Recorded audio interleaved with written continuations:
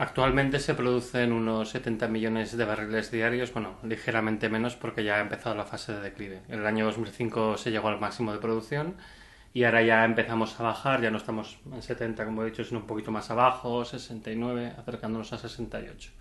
O sea que la producción de petróleo crudo pues ya está descendiendo y esto evidentemente está planteando problemas ahora mismo. Las reservas probadas de petróleo crudo convencional equivalen a 1 billón español de barriles de petróleo, que es más o menos lo mismo que llevamos consumido hasta el día de hoy. El problema es que, claro, no va a salir a la misma velocidad que ha salido hasta ahora, ahora saldrá cada vez más lentamente. De carbón hay aproximadamente 3 veces más en la energía, 3 veces las reservas de petróleo convencional. Y de gas hay aproximadamente lo mismo. El problema de todo esto es que ninguna de estas va a salir a un ritmo creciente, sino que el gas empezará a decrecer pronto hacia finales de esta década, hacia el año 2020, y el carbón pues poco después. Con el petróleo, de todas maneras, a veces se hacen contabilidades un poco creativas y se incluyen los petróleos no convencionales, con lo cual se multiplican estas reservas por 8. Pero estos petróleos cuesta tanto de extraer y son tan caros y su producción es tan lenta que realmente merecen una discusión aparte. Los problemas con el petróleo, igual que con cualquier otra materia prima, no empiezan en el momento que se ha extraído la última gota o el último gramo. Los problemas empiezan cuando la oferta no es capaz de cubrir la demanda. Y te ves obligado ya no a crecer, como siempre quiere nuestro sistema económico, sino incluso a decrecer en el uso de esta materia. Entonces el problema es que típicamente este punto clave, este punto de inflexión, donde deja de crecer la producción y empieza a decrecer, suele darse justo cuando estás en la mitad, aproximadamente, a veces un poco más allá, a veces un poco más acá. Y en el petróleo ha sido justo en la mitad. Entonces el problema que tenemos ahora mismo es que no tenemos suficiente petróleo, suficiente producción de petróleo cada año para impulsar nuestra economía, porque es el combustible principal de nuestra economía. Y esta falta de petróleo hace que la economía mundial en su conjunto no pueda seguir creciendo como lo hacía hasta ahora. Se ha ido sustituyendo donde se ha podido, por carbón, por gas y demás, pero es que hasta eso empieza a tener sus propios límites y ahora mismo estamos cercanos a una situación en que la economía mundial dejará de crecer y empezará a decrecer, pero por narices, por una razón de disponibilidad, por razones físicas se podría decir. En el petróleo crudo ya estamos, fue en el año 2005 y como digo ya está empezando a decaer la producción de petróleo crudo, se está compensando con los petróleos no convencionales, los sucedáneos de petróleo, que tienen sus limitaciones en producción, en el coste que tienen que es bastante elevado y luego en que no sirven para hacer todas las cosas. Por ejemplo, una parte, digamos, de los líquidos del gas natural o de los biocombustibles no sirven para hacer diésel. Hay muchos problemas para el tratamiento de estos líquidos que no son exactamente igual que petróleo. Sí, de hecho se prevé que el pico del uranio sea el año 2015, el año que viene. Hay diversos estudios que ponen una horquilla de fechas, desde el 2015 hasta el 2035, en función de si seremos capaces o no de extraer las reservas cada vez más degradadas, de menos concentración, los yacimientos peores, digamos, pero en principio lo que apunta un estudio muy reciente que considera los grandes yacimientos es que será tan pronto como el año 2015. Hay que pensar además que en el caso del uranio, algo así como el 16% de todo el uranio que se consume en el mundo está saliendo de los almacenes de uranio que se extrajo de más en las décadas anteriores, típicamente de armamento militar desmantelado. Y la principal fuente eran los misiles rusos, que de acuerdo con el Tratado START-2, Rusia cedía este material físil a los Estados Unidos, pero el contrato que había se acabó el año pasado, se acabó a finales del 2013, y como consecuencia de ello ahora mismo está faltando este uranio. O sea, hay un problema grave con el uranio ahora mismo, que esto explica cierta tensión, por ejemplo, en Francia, con el tema de algunas movilizaciones que están haciendo para conseguir suministros de otros países. El petróleo es aproximadamente la tercera parte de toda la energía primaria que se consume en el planeta y seguido muy de cerca por el carbón, porque lo que está haciendo el mundo es recurrir cada vez más al carbón, no a otras fuentes de energía, no a las renovables, sino al carbón, para suplir la falta de petróleo. Y el carbón ya está a punto de ser el otro tercio del consumo de energía. Y el resto fundamentalmente es gas natural, que es un 20%, 20 y tantos por ciento, y luego pues hidroeléctrica, biomasa y un poco las renovables, pero muy poquito. La nuclear también es ahí una cantidad significativa, un 5%, pero como digo, entre el petróleo y el carbón se llevan 2 tercios, entre el petróleo, el carbón y el gas natural se llevan el 80 y tantos por ciento, y petróleo, carbón y gas natural y uranio son el 90% de toda la energía que se está consumiendo. Sí, la tasa de retorno energético es el equivalente termodinámico al interés. Cuando a ti te dan un préstamo y tienes que dar un interés, pues lo que estás haciendo es ver qué rentabilidad tiene este préstamo para ti, ¿no? Pues para nosotros la tasa de retorno energético es la rentabilidad energética de una determinada fuente. Se calcula como la cantidad de energía que nos da esta fuente a lo largo de toda su vida, dividido por la energía que consume para producirse, porque tenemos que hacer las instalaciones adecuadas para poder extraer esta energía, las tenemos que mantener y eventualmente las tenemos que desmantelar, todo esto tiene un consumo de energía, pues haces este cociente, lo que se ha producido entre lo que se ha consumido, y eso es la tasa de retorno energético o TRE. Y la TRE lo que nos está viendo es si es rentable o cómo de rentable es una fuente. Una cosa que se sabe es que las sociedades más o menos complejas como la nuestra, históricamente, han tenido tasas de retorno energético media de todas sus fuentes alrededor de 10, es decir, que por cada unidad que se invertía en producir energía se estaban produciendo 10 de retorno, lo cual es lógico, porque la energía es un medio, no es un fin.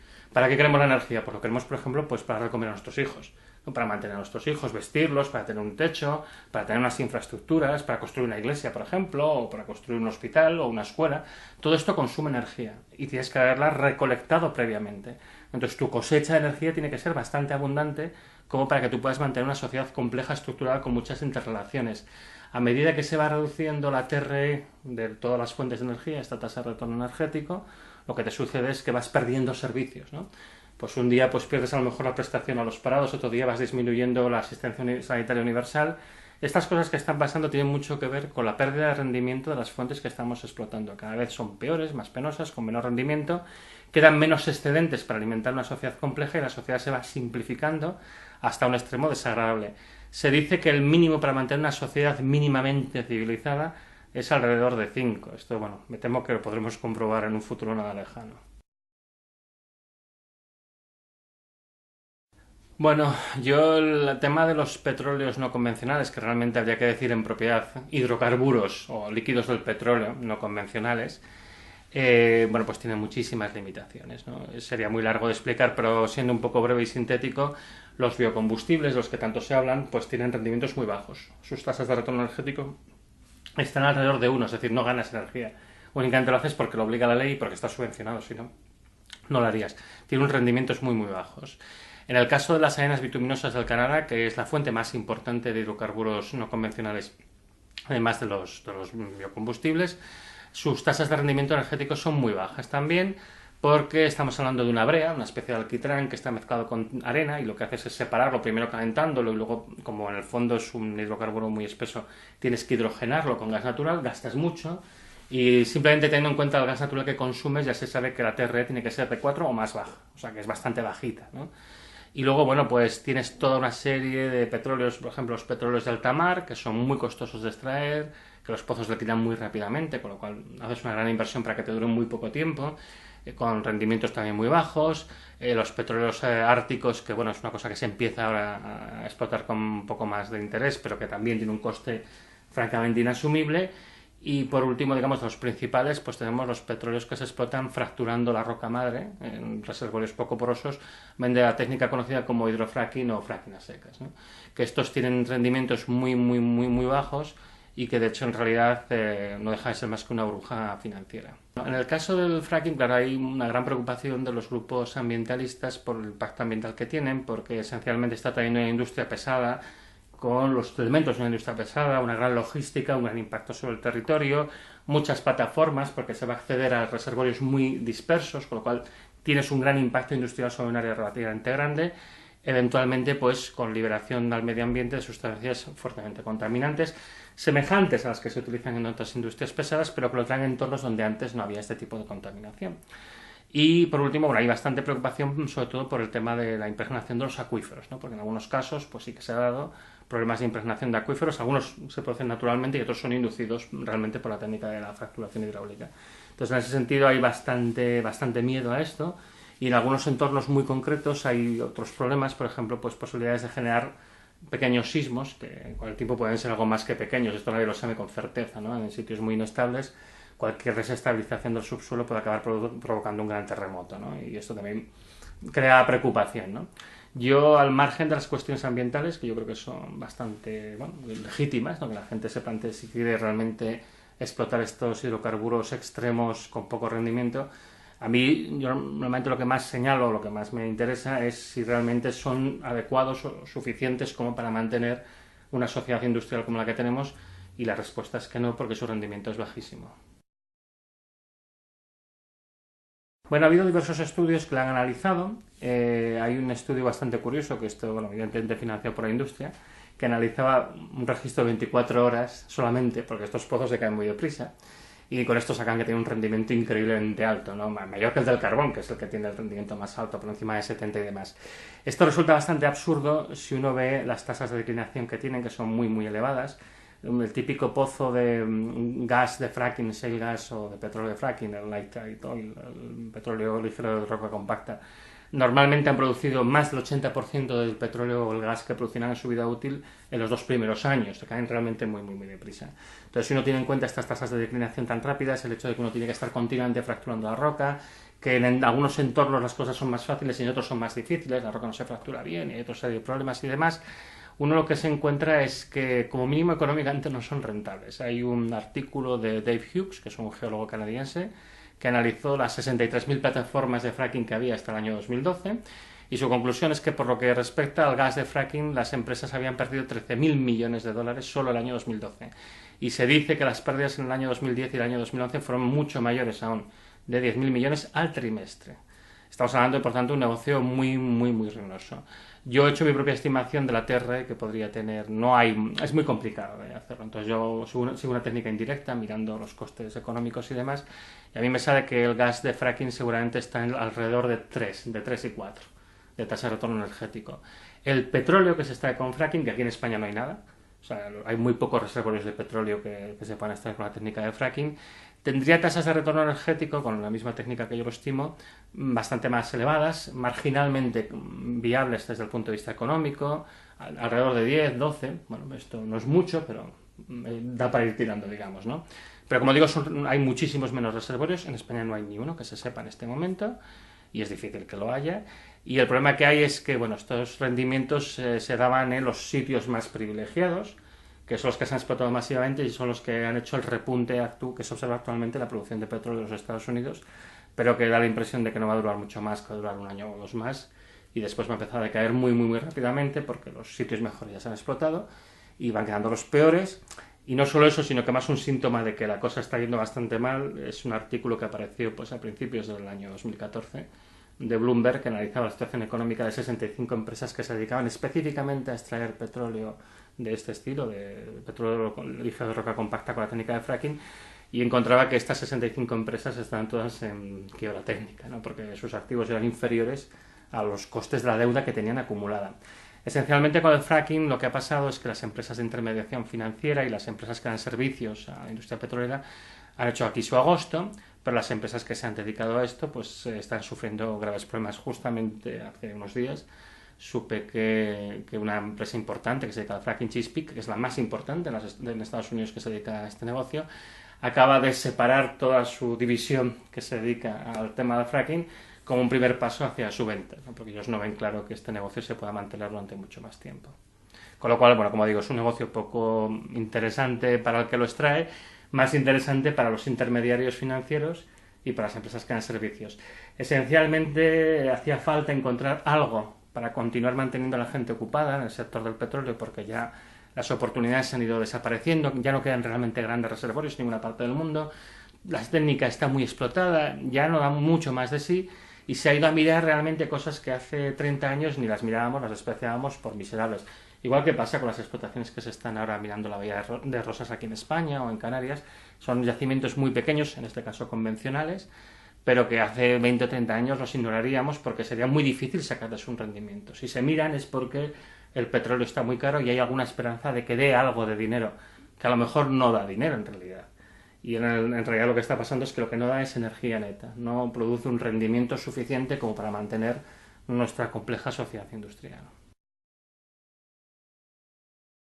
Una cosa que se está viendo es que las grandes empresas multinacionales del petróleo, las herederas de las 7 hermanas de los años 70, las 5 que quedan ahora mismo, están desinvirtiendo de una manera radical en todo el negocio del fracking, no solo el fracking, en general de los líquidos no convencionales, porque tiene muy baja rentabilidad y los accionistas, lógicamente, lo que quieren es tener un buen reparto de dividendos por acción.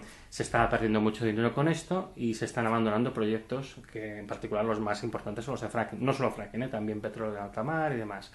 Esto es muy peligroso porque puede causar una gran caída de la producción de petróleo en un tiempo no muy prolongado, de aquí un año o dos, con consecuencias que sufriremos nosotros. Pero aparte de esto, lo que puede crear es una gran inestabilidad financiera, porque con toda la burbuja que se ha montado en torno al fracking y demás, si se confirman todas estas tendencias, y en particular lo que he dicho, que Chesapeake, primera empresa independiente en Estados Unidos que se dedica a fracking, quiere separar su división de fracking para evitar verse arrastrado por su previsible caída, puede provocar un estallido de la burbuja que se ha creado, que es bastante grande alrededor del fracking y demás, que yo creo que podría producirse pues hacia finales del 2014 o principios del 2015. Es un escenario más probable, no tengo una bola de cristal, no lo sé seguro. Y si se produce este estallido va a generar una ola recesiva que va a ser del estilo del año 2008 o peor, con consecuencias globales, es decir, que va a tener consecuencias para Europa y en particular para España, que en el momento que no estamos muy bien, porque recordemos cómo estábamos en el 2008 y dónde estamos ahora, pues imaginemos que ahora volviéramos a empezar otra vez una cosa como la del 2008, ¿no? Pues lamentablemente yo creo que el escenario que se nos presenta en un futuro nada lejano es bastante semejante a este. Y este estallido, claro, tendrá consecuencias a escala planetaria. Y aparte de esto, bueno, pues será el primer reconocimiento de que realmente no se puede incrementar la producción de petróleo y que va a tener que haber un descenso del consumo de petróleo forzoso.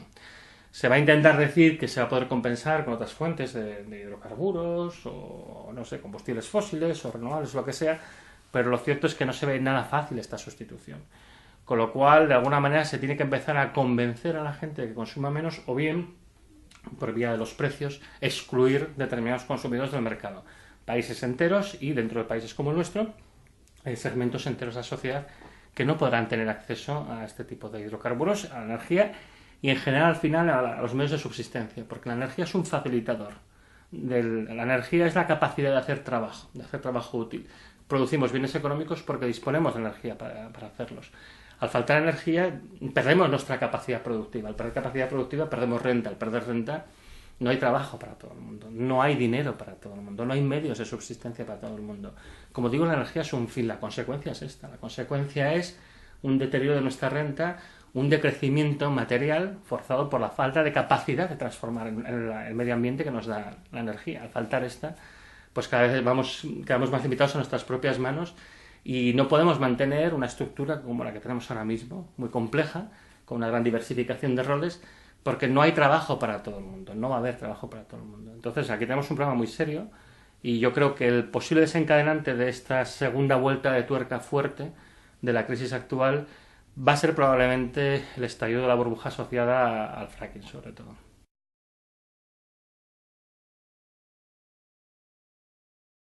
Hay una cosa que está clara, que en nuestro futuro a medio y largo plazo, nuestro futuro es un futuro esencialmente renovable, porque es el tipo de energía del que podemos disponer con una cierta seguridad, con una cierta garantía. Lo que no parece muy probable cuando uno analiza la capacidad de los medios de producción renovables actuales es que se pueda mantener un nivel de consumo de energía semejante al actual. Nosotros en su tiempo hicimos un análisis utilizando, bueno, pues digamos las tecnologías que conocemos, materiales sencillos para evitar tener problemas de acceso a materiales y demás, si se puede montar un mix energético mundial que funcione solamente con energías renovables. Y nuestra conclusión en un estudio meramente académico, con una serie de limitaciones, en algunas cosas creo que fuimos optimistas, y la conclusión que sacábamos es que sí, si nos poníamos en modo economía de guerra durante los próximos 30 años. Y además, si hubiera una cooperación internacional absolutamente increíble, ¿no? Porque todos los países tendrían que colaborar en este fin común. Yo creo que es bastante claro que esto es poco probable que suceda. Y siendo realistas, yo creo que las energías renovables, que ya como digo son las energías del futuro, nos podrán aportar quizá el 10% de toda la energía que estamos consumiendo hoy en día. Y yo creo que eso es lo que al final, en el futuro, nos puede quedar, un 10%, un 5% de toda la energía que estamos consumiendo hoy en día.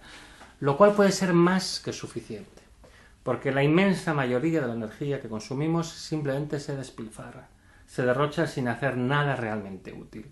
Un gran problema que tiene nuestro sistema económico es un sistema de alta potencia, es un sistema acelerado, siempre tienes que ir muy deprisa, muy deprisa, muy deprisa. ¿Y qué pasa con el coche cuando vas muy deprisa? Pues que para hacer el mismo trayecto gastas más gasolina. Y esto es algo generalizado porque viene de un principio fundamental de la física, que es el segundo principio de la termodinámica. Más potencia implica más derroche, perder más energía. Y nuestro sistema está realmente muy, muy, muy acelerado.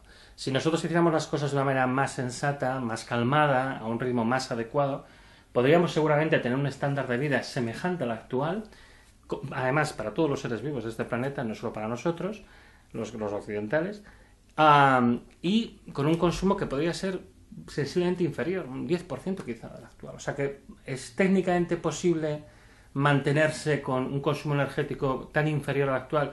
Yo creo que sí, sí que es posible. Entonces el problema al final es un problema que tiene una componente social y tiene una componente evidentemente política, ¿no? Es decir, tenemos un sistema económico que es el que es, y hasta que no cambiemos este sistema económico basado en el crecimiento, este sistema financiero que necesita del crecimiento para poder sustentar, pues estamos abocados a estrellarnos contra un muro que hemos creado nosotros mismos.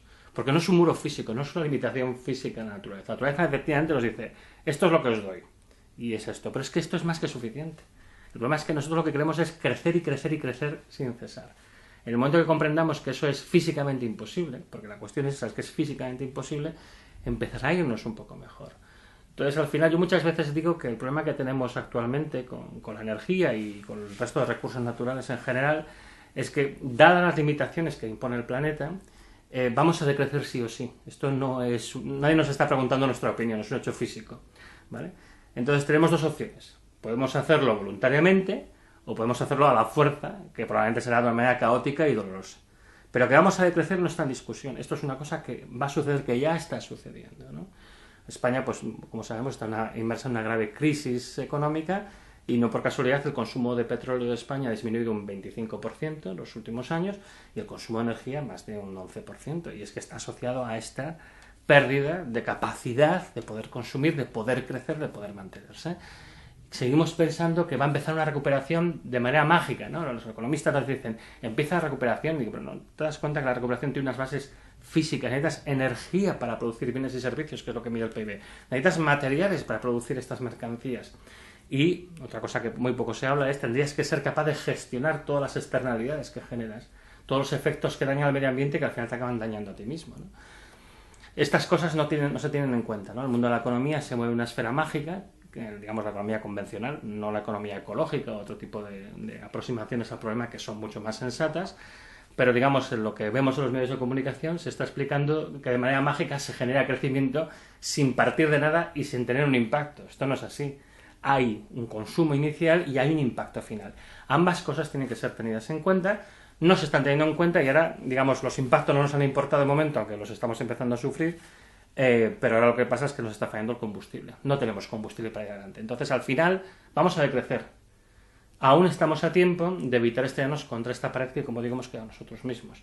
Pero para eso tiene que haber una voluntad real de producir este cambio. Si no, pues lamentablemente nos estrellaremos.